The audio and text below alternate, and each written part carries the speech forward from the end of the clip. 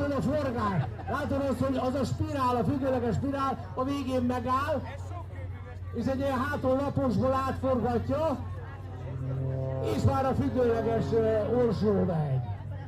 Teljesen függőlegesen ilyenkor 400 km/h fölé gyorsítja a repülőgépet. Isten minden egyes rezdülés, minden kormánymozdulat látszik. Látod azt, amikor vette föl és beletolt egyet, hogy függőleges legyen a függőleges.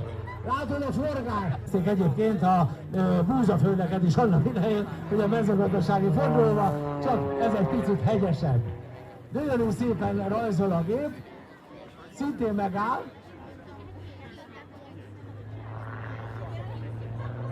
És ez egy átesés volt, marha gyorsan pörög a repülő, és ahogy belak, már lényegesen forog.